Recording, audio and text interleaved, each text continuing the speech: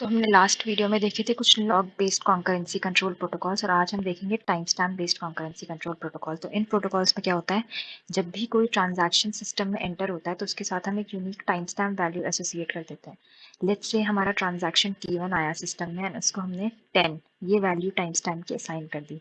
उसके बाद T2 आया, क्योंकि वो उसके बाद आया है तो हमने उसको 20 उसके बाद की वैल्यू असाइन की। देन T3 आया, लेट्स से हमने इसे 35 ये असाइन कर दिया। ये जितने भी टाइम स्टैम्प जो वैल्यू असाइन होती हैं ये हमेशा किसी भी ट्रांजैक्शन के लिए फिक्स्ड रहती हैं। लेट्स से T1 की टाइम स्टैम्प वैल्यू जो है सबसे छोटी है, तो ये क्या हो जाएगा, हमारा ओल्डर ट्रांजैक्शन हो जाएगा, सबसे पुराना ट्रांजैक्शन। एंड इसके बाद लेट्स से T3 यहाँ पे सबसे बड़ी टाइम स्टैम्प की वैल्यू T3 की है, तो ये हमारा यंगर ट्रांजैक्शन हो जाएगा। अब जो भी हमारा ये टाइम स्टैम्प के ऑर्डर होते हैं, ये हमें सीरियलाइजेबिलिटी ऑर्डर बताता है। लेट्स से यहाँ पे टाइम स्टैम्प T1 का सबसे छोटा है, उसके बाद हमारे पास आता है T2 का टाइम स्टैम्प एंड उसके बाद आता है हमारे पास T3 का टाइम स्टैम्प। तो सीरियलाइजेबिलिटी ऑर्डर क्या हो जाएगा, T1, T2 एंड T3। यानी कि टाइम स्टैम्प जो होता है हमें एक तरीके से सीरियलाइजेबिलिटी ऑर्डर बताता है, जो हमारे ट्रांजैक्शंस होंगे उनका सीरियलाइजेबिलिटी ऑर्डर। अब इस पे बेस्ड हमारे पास दो प्रोटोकॉल्स होते हैं। सबसे पहले हम देखेंगे टाइम स्टैम्प ऑर्डरिंग प्रोटोकॉल। तो इसमें क्या होता है, ये बोला जाता है कि हमारे पास दो टाइप के टाइम स्टैम्प होते हैं।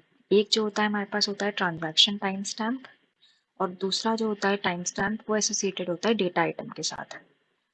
ट्रांजैक्शन टाइम स्टैम्प जो हमने अभी ऊपर देखा, ये हमेशा फिक्स्ड होता है। और जो डेटा आइटम के साथ जो टाइम स्टैम्प एसोसिएटेड होते हैं वो दो टाइप के होते हैं। एक होता है read time stamp, let's say data item Q है तो उसके साथ एसोसिएटेड रीड टाइम स्टैम्प हो जाएगा, और ये हो जाएगा दूसरा होता है right time stamp.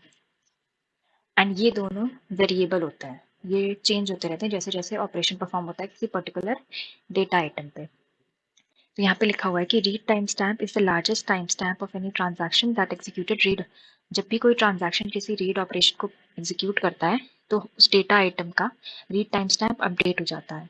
And similarly right time stamp भी अपडेट होता है। तो लार्जेस्ट जो रिसेंट ट्रांजैक्शन में जो अपडेट किया हुआ है वो टाइम स्टैम्प हम लेके चलते हैं रीड टाइम स्टैम्प और राइट टाइम स्टैम्प में।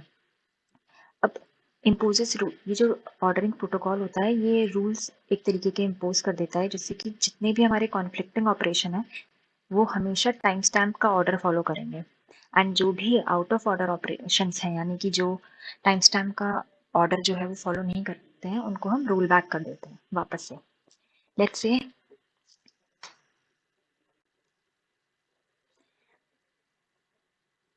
इससे हमारे जो रीड ऑपरेशन है उसको परफॉर्म करने के लिए ये सर्टेन रूल्स हैं, एंड हमारे पास जो राइट ऑपरेशन है उसको परफॉर्म करने के लिए सर्टेन रूल्स हैं। तो रीड ऑपरेशन को क्या, सबसे पहले हम क्या चेक करते हैं कि अगर ट्रांजैक्शन का टाइम स्टैम्प लेस देन है राइट टाइम स्टैम्प के, तो हम क्या करते हैं, सीधे सीधे उस रिक्वेस्ट को रिजेक्ट कर देते हैं और जो ट्रांजैक्शन था उसको रोल बैक कर देते हैं। बट अगर वो उसके बराबर है या बड़ा है तो हम रीड टाइम स्टैम्प को अपडेट करते हैं इस वैल्यू से। एंड अगर हमें कोई भी राइट ऑपरेशन परफॉर्म करना है तो अगर हम दोनों चेक करते हैं, रीड टाइम स्टैम्प भी और राइट टाइम स्टैम्प भी। अगर रीड टाइम स्टैम्प की वैल्यू जो है ज़्यादा है ट्रांजैक्शन के टाइम स्टैम्प की, तब भी ऑपरेशन जो होता है, ऑपरेशन की रिक्वेस्ट रिजेक्ट हो जाती है, ट्रांजैक्शन रोल बैक हो जाता है। अगर राइट टाइम स्टैम्प से भी कम है तो भी जो रिक्वेस्ट होती है वो रिजेक्ट हो जाती है, ट्रांजैक्शन रोल बैक हो जाता है। अगर ये दोनों केसेस फॉल्स होते हैं और हमारा जो राइट टाइम स्टैम्प की वैल्यू कम आती है ट्रांजैक्शन की टाइम स्टैम्प के बराबर आती है, तो राइट ऑपरेशन अलाउड हो जाता है और जो राइट टाइम स्टैम्प है हम उसको अपडेट करते हैं। इसे एक हम एग्जांपल के थ्रू समझते हैं। तो इनिशियली जो ए और बी के टाइम रीड और राइट टाइम स्टैम्प की वैल्यूज होंगी वो हम क्या लेके चलते हैं, 0। तो ये आता है, तो ये इनिशियली दोनों के लिए 0 होगा। तो सबसे पहले रीड ऑपरेशन परफॉर्म होना है। तो रीड ऑपरेशन कौन परफॉर्म कर रहा है, ट्रांजैक्शन T1। तो इसका जो टाइम स्टैम्प है क्या है, 100 है। क्या वो लेस देन है इसके राइट टाइम स्टैम्प से जो कि 0 है, नहीं।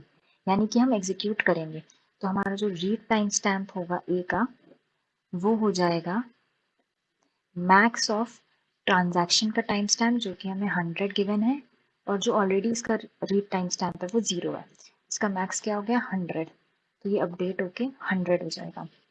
नेक्स्ट ऑपरेशन अब क्या आया यहाँ पे, रीड बी, बी की रिक्वेस्ट कर रहा है ट्रांजैक्शन T2।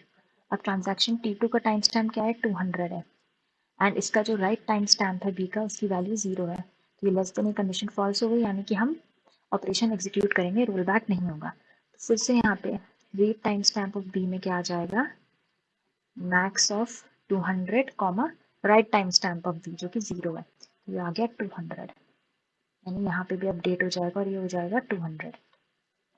नेक्स्ट अब रिक्वेस्ट करिए ट्रांजैक्शन T1 ने राइट ऑपरेशन परफॉर्म करने की। तो राइट के लिए सबसे पहले हम चेक करेंगे, दोनों कंडीशन चेक करते हैं हम, रीड टाइम स्टैम्प और राइट टाइम स्टैम्प।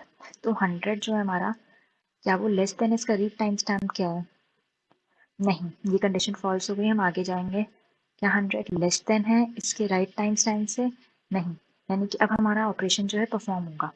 तो यहाँ पे ऑपरेशन परफॉर्म होगा तो हमारा जो राइट टाइम स्टैम्प होगा ए का, वो अपडेट हो जाएगा ट्रांजैक्शन के टाइम स्टैम्प से जो कि 100 है, यानी यहाँ पे भी 100 आ गया। हमारा नेक्स्ट रिक्वेस्ट जो थी ट्रांजैक्शन T1 ने करी राइट ऑपरेशन के लिए बी पे। तो बी के लिए चेक करेंगे हम सबसे पहले इसका time stamp, read time stamp, transaction का टाइम स्टैम्प 100 है, is it less than the read time stamp of B. तो रीड टाइम स्टैम्प यहाँ पे हमारा 200 है, यानी ये ट्रू हो गया, यानी हमारा जो ये ट्रांजैक्शन होगा T1 वो रोल बैक हो जाएगा, और जो हमारी ऑपरेशन की रिक्वेस्ट थी ये डिनाइड हो जाए, एक तरीके से डिनाई हो जाएगी। तो इस तरीके से हमारा time stamp ordering protocol work करता है। हमारा जो नेक्स्ट प्रोटोकॉल है वो है Thomas right rule. Thomas right rule भी बिल्कुल सेम है जो हमने इससे पहले टाइम स्टैम्प ऑर्डरिंग प्रोटोकॉल देखा, बिल्कुल सेम है, बस इसमें एक चेंज है।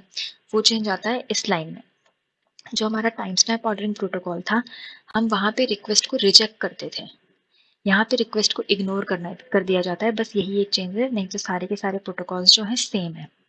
अब जो ये हमारे टाइम स्टैम्प के प्रोटोकॉल्स आए, ये क्या करते हैं, कुछ ऐसे व्यू सीरियलाइजेबल हमें शेड्यूल्स प्रोवाइड करते हैं जो कि कॉन्फ्लिक्ट सीरियलाइजेबल नहीं होते हैं, हमें कुछ ऐसे शेड्यूल्स प्रोवाइड करते हैं, एंड ये सीरियलाइजेबिलिटी भी ऑफर करते हैं, प्लस